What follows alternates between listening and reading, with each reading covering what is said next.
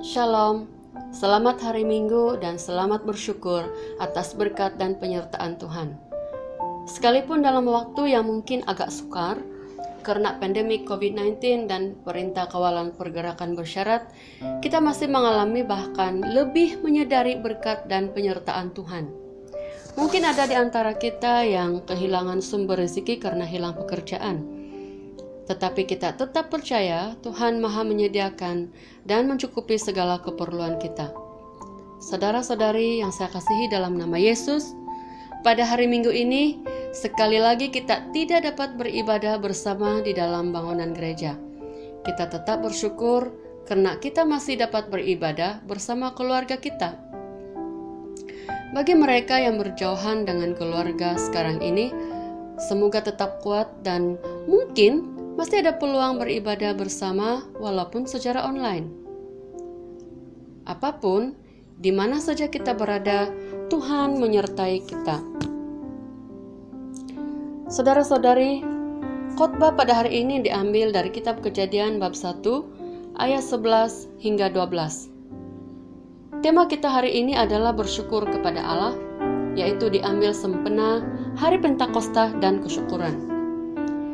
Mari kita baca bersama teks firman Tuhan dalam Kejadian bab 1 ayat 11 hingga 12. Berfirmanlah Allah, hendaklah tanah menumbuhkan tunas-tunas muda, tumbuh-tumbuhan yang berbiji, segala jenis pohon buah-buahan yang menghasilkan buah yang berbiji, supaya ada tumbuh-tumbuhan di bumi. Dan jadilah demikian. Tanah itu menumbuhkan tunas-tunas muda, segala jenis tumbuh-tumbuhan yang berbiji, dan segala jenis pohon-pohonan yang menghasilkan buah yang berbiji. Allah melihat bahwa semuanya itu baik. Saudara-saudari, teks ini adalah sebahagian daripada bab Allah menciptakan langit dan bumi, serta isinya. Dalam teks ini, jika kita lanjutkan pembacaan sampai ke ayat 13, penciptaan tumbuh-tumbuhan adalah berlaku pada hari ketiga. Apa yang berlaku? Allah berfirman, hendaklah tanah menumbuhkan, yang pertama, tunas-tunas muda. Yang kedua, tumbuh-tumbuhan yang berbiji. Apa tujuan Tuhan? Tujuan Tuhan kita boleh lihat dalam ayat 29 hingga ayat 30 dalam bab yang sama, yaitu bab 1. Tumbuhan yang berbiji yaitu buah-buahan akan menjadi makanan manusia, sementara tumbuh-tumbuhan hijau diberikan kepada binatang untuk jadi makanan mereka. Nah, inilah asal-usul makanan semua makhluk hidup, yaitu manusia dan binatang. Tetapi selepas manusia berdosa, sistem ini berubah. Tidak tahu tinggal apa lagi jenis binatang yang manusia tidak makan. Binatang macam harimau pun makan manusia kalau ada peluang. Saudara-saudari yang saya kasihi dalam nama Tuhan, Allah memelihara semua makhluk hidup. Matius pasal 6 ayat 25 hingga 26 mengajar kita supaya tidak khawatir akan apa yang kita akan makan atau apa yang akan kita pakai. Sedangkan burung-burung di udara pun dipelihara oleh Bapa di surga. Apalagi kita manusia, jauh lebih tinggi dari binatang. Saudara dan saudari, mari kita mengimbas sedikit tentang salah satu perayaan besar orang Yahudi, yaitu Pentakosta. Perayaan ini dirayakan 50 hari selepas perayaan Paskah. Perayaan ini merupakan hari pengucapan syukur atas hasil tuaian. Bagi umat Kristen, Pentakosta merupakan hari yang penting, memperingati datangnya Roh Kudus, di mana pada hari Paskah sebelumnya Yesus telah mati untuk menanggung dosa manusia. Janji Tuhan untuk kedatangan Roh Kudus telah digenapi semasa Pentakosta. Roh Tuhan Yesus sendiri yang menyertai kita sampai selamanya. Ia menimbulkan rasa syukur dengan luapan sukacita yang besar di kalangan para rasul dan orang orang percaya. Sehingga selepas itu, sekalipun dalam penganiayaan, mereka tidak merungut. Mereka bahkan bersukacita karena mereka merasa dianggap layak menderita oleh karena nama Tuhan Yesus. Itu kita boleh baca dalam Kisah Para Rasul pasal 5 ayat 41. Kesulitan tidak menghambat pertumbuhan iman mereka, sebaliknya menjadi bahan bakar untuk mendorong mereka semakin laju dalam pemberitaan Injil Yesus Kristus. Saudara-saudari, dalam konteks masyarakat kita juga masing-masing ada latar belakang kepercayaan lama, terutama dalam hal penghasilan tanaman padi. Contohnya, dalam masyarakat kaum Kadazan Dusun, kepercayaan lama nenek moyang kita adalah satu ketika dulu kaum Kadazan Dusun mengalami bencana kebuluran karena tidak ada sumber makanan. Tuhan dalam bahasa dusun disebut kinorohingan, kalau rungus kinoringan, berbelas kasihan terhadap kesengsaraan manusia dan telah mengorbankan anak gadisnya bernama Huminodun. Jasadnya disemadikan di bumi, lalu tumbuhlah segala jenis tumbuhan, yaitu padi, yang menjadi sumber makanan mereka. Dipercayai juga, jelmaan semangat Huminodun telah hidup kembali sebagai undok ngadau dari dalam makanan selepas 7 hari dikorbankan. Ini kepercayaan lama. Sebelum nenek moyang kita menerima Injil Yesus. Saudara-saudari, di dalam Kristen kita belajar melalui firman Tuhan dalam Kejadian bab 1 ayat 11 hingga 12 bahwa sebelum Allah menciptakan segala makhluk hidup, yaitu manusia dan binatang, Tuhan sudah sediakan terlebih dahulu bahan makanan, yaitu tumbuh-tumbuhan hijau dan buah-buahan. Allah tidak cipta terlebih dahulu manusia dan binatang sebelum ada bekalan makanan. Tidak, Dia tidak buat begitu. Dia, Allah Bapa di surga, Dia menyediakan keperluan kita manusia. Allah tidak tunggu manusia, bahkan termasuk binatang, mengalami bencana kebuluran dulu, baru korbankan anak untuk menumbuhkan segala jenis tumbuhan. Dia sediakan bekalan makanan dulu. Saya percaya salah satu tanaman yang tumbuh masa itu adalah padi. Kenapa? Karena Allah adalah Bapa yang sangat teratur dan maha menyediakan. Termasuklah padi.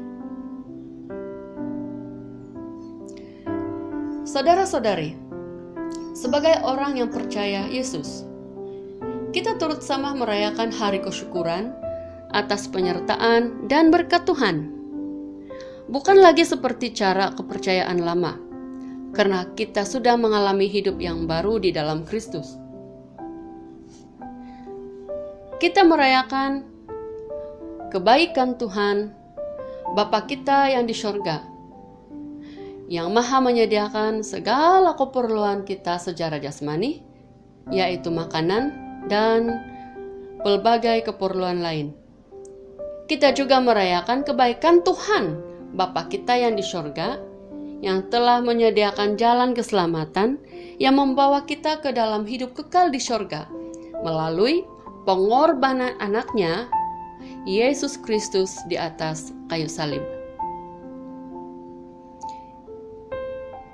Yesus berkata dalam Yohanes pasal 6 ayat 51, "Akulah roti hidup yang telah turun dari surga. Jikalau seorang makan dari roti ini, ia akan hidup selama-lamanya. Dan roti yang kuberikan itu adalah dagingku, yang akan kuberikan untuk hidup dunia." Saudara-saudari, Yesus yang adalah firman Allah telah menjadi manusia menanggung hukuman atas dosa kita. Yesus yang adalah firman Tuhan. Firman Tuhan yang harus kita makan setiap hari. Firman Tuhan yang menuntun kita ke jalan yang benar. Itu sebab setiap hari kita bukan sekadar makan nasi atau makanan-makanan yang lain, tapi kita juga makan firman Tuhan. Firman Tuhan sendiri yang memberikan kekuatan bagi kehidupan rohani kita. Saudara-saudari yang saya kasih di dalam nama Tuhan Yesus, tidak cukup dengan menyediakan keperluan makanan jasmani kita. Bukan hanya itu, tapi Yesus beri nyawanya untuk membayar hukuman atas dosa kita, supaya kita bebas dari penjara dosa dan memiliki peluang untuk hidup kekal bersamanya di sorga. Yesus naik ke sorga, tetapi Dia datang kembali melalui Roh Kudus-Nya pada waktu Pentakosta dan berjanji menyertai kita selama-lamanya. Sangat patutlah kita bersyukur kepada Tuhan yang menyediakan segala sesuatu kepada kita, baik makanan jasmani, bahkan hidupnya sendiri, yaitu firman-Nya, untuk menjadi makanan rohani yang menuntun dan menguatkan iman kita setiap hari. Saudara-saudari, saya seorang ibu.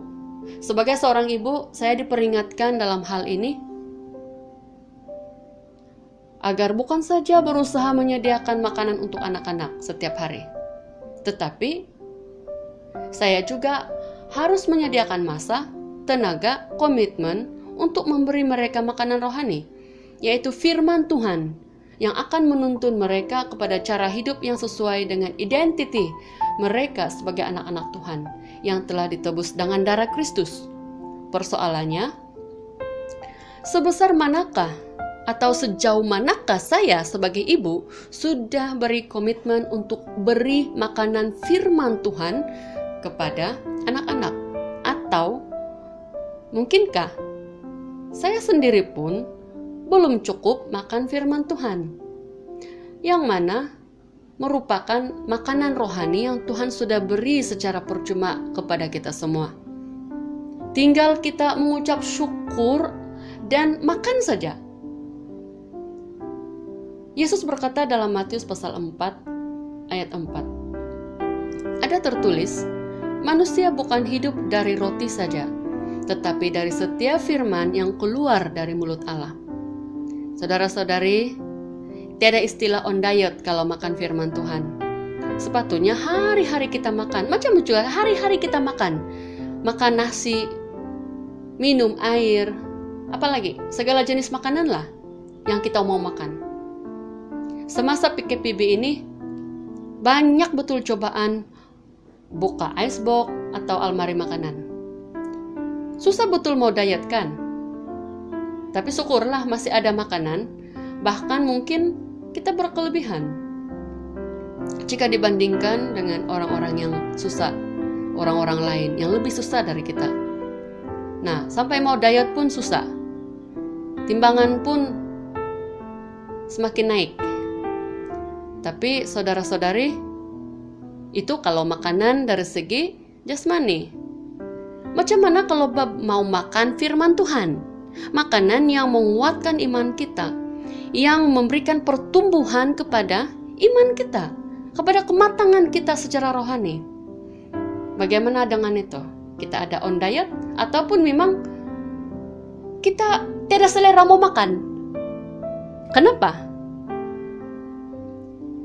Ingatlah, seperti mana Bapa kita yang di sorga, bukan sekadar menyediakan makanan untuk badan kita secara jasmani, tetapi Dia beri makanan rohani, yaitu firman Tuhan, untuk kita makan, supaya kita bertumbuh di dalam iman, semakin matang, semakin kuat di dalam Tuhan. Mari kita renung-renungkan hal ini. Nah, kesimpulannya, marilah kita dengan rendah hati mengucap syukur atas berkat dan penyertaan Tuhan dalam hidup kita. Bersyukur untuk semua rezeki yang kita peroleh, bersyukur untuk kebahagiaan keluarga, bahkan bersyukur karena masih diberi peluang meneruskan hidup sampai sekarang ini. Memang banyak cabaran dan masalah ada saja yang datang dalam hidup kita. Tetapi sebenarnya kalau kita renungkan baik-baik, kita masih ada banyak sekali alasan untuk bersyukur kepada Allah, sekalipun ketika ditimpa masalah. Kita bersyukur karena Tuhan memberikan Roh Kudus-Nya yang menuntun, menghibur, menolong kita setiap saat, mengajar kita melalui firman Tuhan yang kita makan setiap hari. Saudara-saudari, mari kita berdoa. Ya Tuhan, Bapa kami yang di sorga, terpujilah nama-Mu. Kami sangat bersyukur karena berkat dan penyertaan Tuhan atas hidup kami. Kiranya kami juga menjadi berkat bagi orang lain, karena kami diberkati oleh Tuhan untuk menjadi berkat bagi orang lain juga. Tuhan Yesus, berkatilah para pemimpin keluarga, para pemimpin gereja, dan para pemimpin masyarakat, para pemimpin kerajaan, supaya mereka senantiasa dalam keadaan yang sehat, hidup bijaksana, melakukan tugas mereka setiap hari. Berkatilah semua barisan hadapan dalam menangani masalah pandemi COVID-19. Kami mohon Tuhan menyembuhkan yang sakit, terutama yang disebabkan oleh COVID-19 ini. Kami percaya negara ini dalam perhatian-Mu. Kami berdoa untuk semua orang yang kekurangan makanan, agar Tuhan juga menyediakan makanan untuk mereka, melalui setiap usaha mereka sendiri, bahkan melalui orang-orang yang Tuhan sudah gerakkan untuk membantu mereka. Engkaulah satu-satunya Tuhan, terpujilah nama-Mu. Kami berdoa dalam nama Tuhan kami Yesus Kristus. Amin.